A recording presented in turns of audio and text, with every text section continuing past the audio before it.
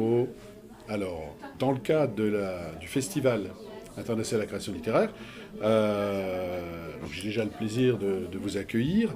Et puis, par la même occasion, je vous demande de vous présenter, de nous dire un petit peu quelle est la nature de votre travail, comment vous écrivez, comment vous en êtes venu donc, à l'écriture. Alors, Bonjour à vous. Effectivement, j'écris un certain nombre de livres différents, dans différents styles. Il y a des thrillers, comme celui-ci, par exemple, L'affaire Rex, qui est un roman qui met en scène dans une première partie des meurtres dans un village vosgien. Et puis dans une deuxième partie, il y a un trio qui va faire subir aux bourreaux des animaux ce qu'ils font subir aux animaux. Ça a été écrit en 2009, donc c'était bien avant qu'on ne parle de tous ces soucis-là. donc du thriller. Et Un puis, thriller. Alors deuxième thriller qui lui a été primé au niveau régional. Donc la pierre de lune. Là aussi ça se passe dans les Vosges. Il y a 2 squelettes qui sont découverts dans une vieille ferme en rénovation. Il y a des phénomènes paranormaux qui se manifestent et à partir de là on va progressivement découvrir ce qui s'est passé dans cette maison en sachant que la propriétaire, donc la vie de la propriétaire va être mise en danger par ces phénomènes paranormaux. Et il y a une partie qui se passe à Mirecourt. donc c'est une dimension historique, mais vous parlez de phénomènes paranormaux, est-ce qu'on peut le classer aussi dans un type d'ouvrage fantastique? Oui, il y a une partie fantastique. Il y a un peu de fantastique. Il y Voilà. a à la fois le suspense, il y a le fantastique et puis tout ce qui est historique. Et puis la dernière série de livres, c'est une série qui se décline en 9 ouvrages, il y en a 6 de parus. C'est une saga familiale qui démarre en 1628 au siège de La Rochelle et qui se termine à la Révolution française. Et donc, dans chaque livre, il y a une génération à qui il arrive un certain nombre de choses. Comment vous est venue cette passion de l'écriture? Je crois que je l'ai toujours eu. J'ai toujours eu envie d'écrire. Les premiers textes que j'ai écrits, j'avais 13 ans. Donc, je ne les ai pas gardés. Mais c'est un peu dommage, je trouve, j'aurais pu les garder. Et j'ai redécouvert le plaisir d'écrire avec le traitement de texte.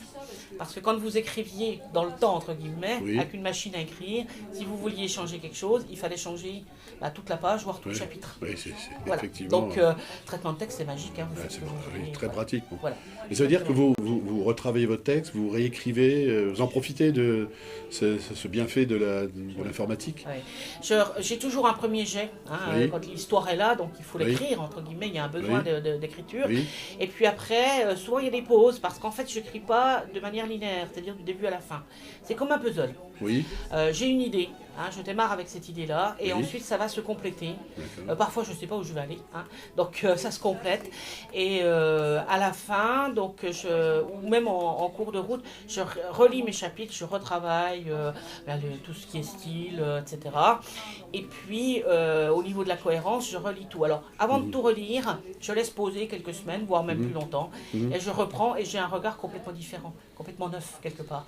Et donc ça me permet de voir si c'est cohérent, si c'est logique, s'il y a des lourdeurs, etc. Est-ce que c'est un besoin? Est-ce que vous ressentez au fond de vous-même à un certain moment une soif d'écrire? Vous écrivez tous les jours ou c'est par période? J'écris quasiment tous les jours un petit peu, ou si je n'écris pas, je relis les textes.